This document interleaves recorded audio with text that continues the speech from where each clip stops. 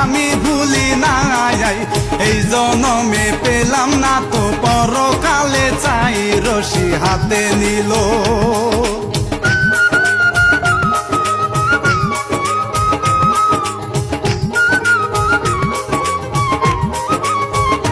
রশি হাতে নিল, গাছে বাঁধলো বাঁধলো দুই গলায়, একই সাথে ঝুলে গেল বুকে বুক মিলায়, দমটা যায় চলে যায়।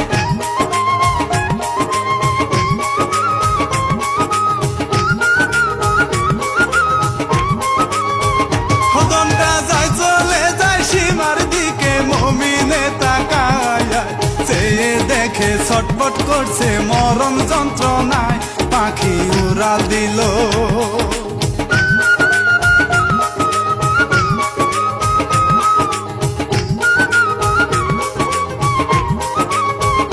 পাখি উড়াল দিল, কি করিব আর তো উপায় নাই, মুমিনের আস্তে আস্তে দমটা চলে যায়, এখন নিদ্রা মানে না।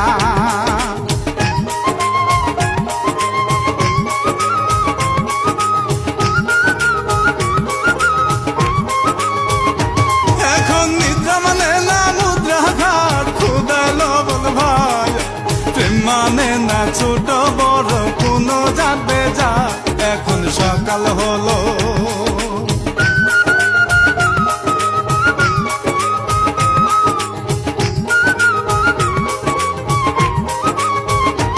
এখন সকাল হলো, চাচা এলো পুকুরের ঘাটে, হাত মুখ ধুয়ে নাস্তা করবে বাজারে যাবে, হঠাৎ চোখ পড়িল।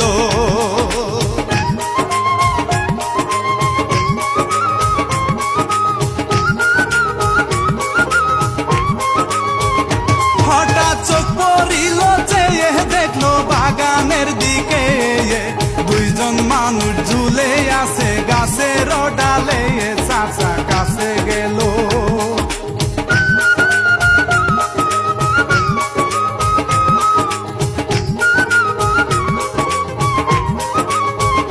চাচা কাছে গেল, দেখতে পেল বাতি যায় মায়ার, তাহার সাথে সীমাও আছে, চোখ রাখা যে দায়, চাচা চিৎকার দিল।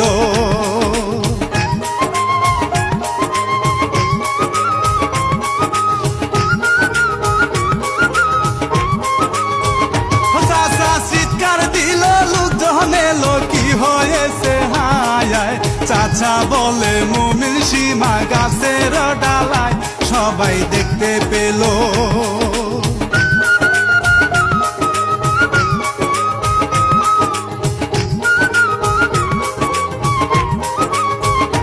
সবাই দেখতে পেল আর বলিল, ওগো দয়াময়, কেমন খেলা খেলছ তুমি, এই দুঃখ কিসয়, মুমিনের বাবা এলো।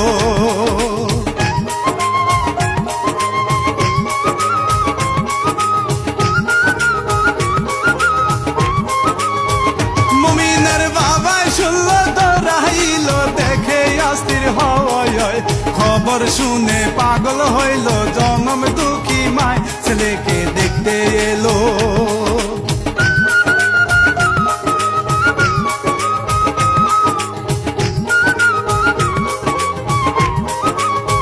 ছেলেকে দেখতে এলো, খবর পেল সীমার বাবা মায়, এই দৃশ্য দেখিয়া বাবায় জ্ঞান হারাইয়া যায়, কান্দে মা জননী।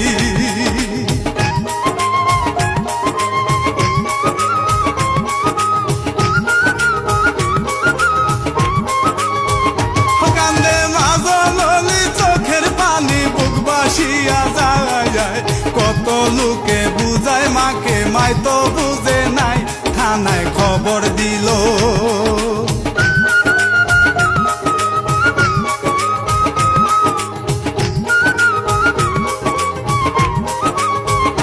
থানায় খবর দিল, পুলিশ এলো, লাশ দুটি নামায়, এইদিকেতে বাবা মাকে ধরে রাখা দাঁড়ায়, পুলিশ চিন্তা করে।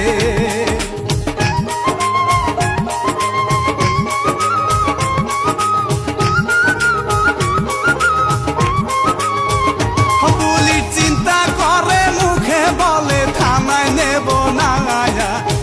দূরে থেকে কবর দিল দুইজন দুই জায়গায়, আমি রানা বাপ্পি।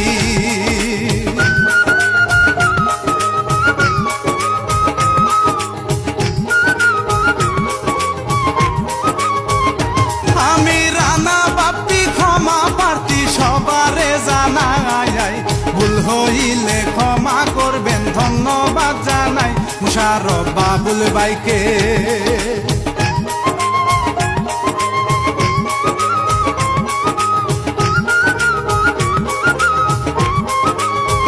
মুশারফ বাবুল ভাইকে জাহাঙ্গীর ভাইকে কৃতজ্ঞ জানাই, এই কাহিনী লিখলেন যিনি তিনি প্রান্ত ভাই, আমি বিদায় নিলাম।